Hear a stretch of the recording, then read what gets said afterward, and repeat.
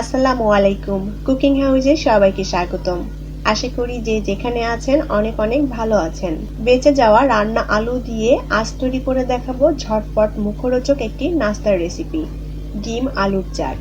খেতে ভীষণ টেস্টি এবং বানানো একদমই সহজ। তাহলে চলুন রেসিপিটি দেখে নেই। আর এখনো যারা আমার চ্যানেলটি সাবস্ক্রাইব করেননি তারা প্লিজ আমার চ্যানেলটি সাবস্ক্রাইব করে নেবেন। আমি এখানে সকালে আলুর দম বানিয়েছিলাম লুচি দিয়ে খাওয়ার জন্য। তো সেই রান্না করা আলুর দম কিছুটা বেঁচে গিয়েছে, সেই আলুটা আমি রেখে দিয়েছিলাম। এখন বিকালের জন্য ডিম আলুর চাট তৈরি করে নেব। তবে উপকরণ একদমই কম, আর ঘরোয়া যে উপকরণ আছে সেগুলো দিয়েই তৈরি করে নেব।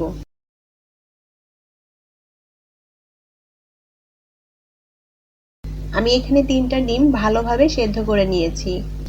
এখন ডিমগুলোর খোসা ছাড়িয়ে নেব। আর এখানে যতটুকু চাট তৈরি করবেন সেই আন্দাজ মতো করে ডিমের পরিমাণ বাড়িয়ে অথবা কমিয়ে নিতে পারেন।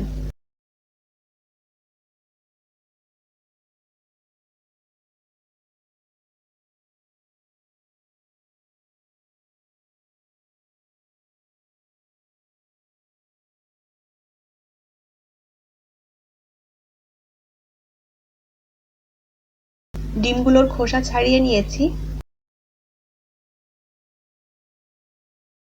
এখন চুলায় প্যান বসিয়ে আমি সামান্য পরিমাণ তেল দিয়ে দেব।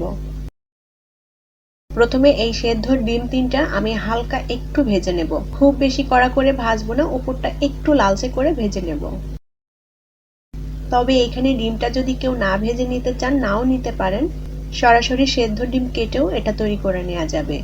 তবে ডিমটা একটু ভেজে নিলে টেস্টটা অনেক ভালো লাগে। ডিম 3টা আমি হালকা করে ভেজে নিয়েছি। এখন নিয়ে নেব কিছু কাঁচামরিচ। এই কাঁচামরিচটা আমি কুচি করে কেটে নেব। আর এখানে আমি কোনো শুকনো মরিচ ব্যবহার করব না, যেহেতু আমি আলুর দমটা শুকনো মরিচ দিয়ে রান্না করে নিয়েছি, তাই এখানে শুকনো মরিচটা আলাদা করে আর ব্যবহার করছি না। আর চাটে মরিচের পরিমাণটা যে যতটা ঝাল খেতে পছন্দ করেন সে অনুযায়ী অ্যাড করে দিতে হবে।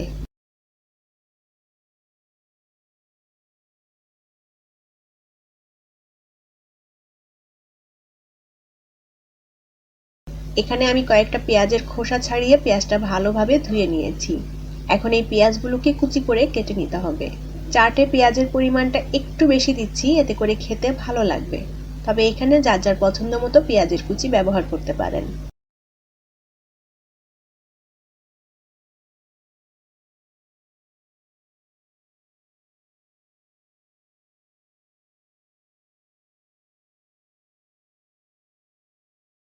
আর নিয়েছি ধনিয়া পাতা, ধনিয়া পাতাটাও কুচি করে কেটে নেব।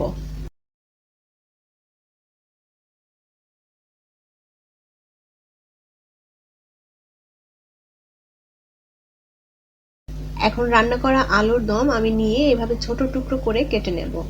আলুটা যার যার পছন্দ মতো টুকরো করে কেটে নিতে পারেন। অনেক সময় বাড়িতে আলু রান্না করার পরও কিন্তু কিছুটা বেঁচে যায়। তো সেই বেঁচে যাওয়া আলু দিয়ে কিন্তু আমরা এভাবে ঝটপট করে একটা নাস্তা তৈরি করে নিতে পারি। আর এই ডিম আলুর চাটটা খেতে কিন্তু খুবই টেস্টি।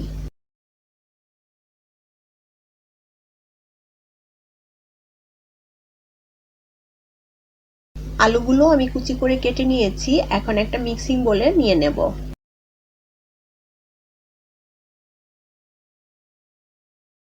এখন যে 3টা সেদ্ধ ডিম আমি ভেজে নিয়েছিলাম, এই ডিম 3টাও এভাবে ছোট টুকরো করে কেটে নেব। আর এখানে কতটুকু চাট তৈরি করবেন সে অনুযায়ী ডিম এবং আলুর পরিমাণ বাড়িয়ে অথবা কমিয়ে নিতে পারেন।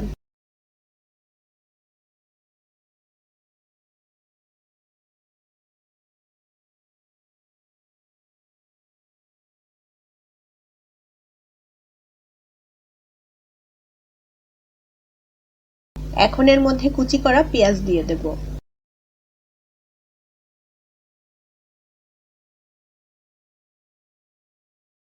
এবার দিয়ে দেব কাঁচামরিচ কুচি, ধনিয়া পাতা কুচি দিয়ে দেব।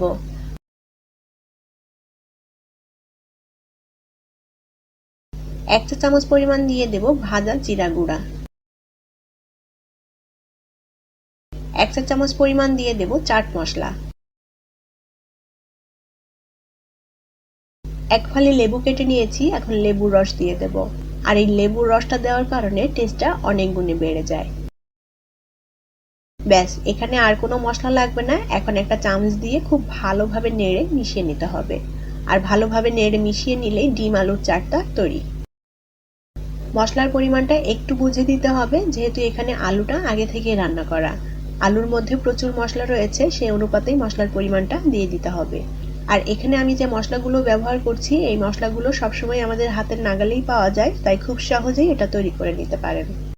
আর আলুর দম রান্নাতে কিন্তু প্রায় সব মশলাই ব্যবহার করা হয়েছে, তাই এখানে অন্যান্য মশলাটাও কিন্তু কম লাগবে। খুবই হেলদি আর টেস্টি একটি নাস্তা। ঝটপট করে বিকাল অথবা সকালে এভাবে তৈরি করে নিতে পারেন। আর এটা খেতে সবাই ভীষণ পছন্দ করবে।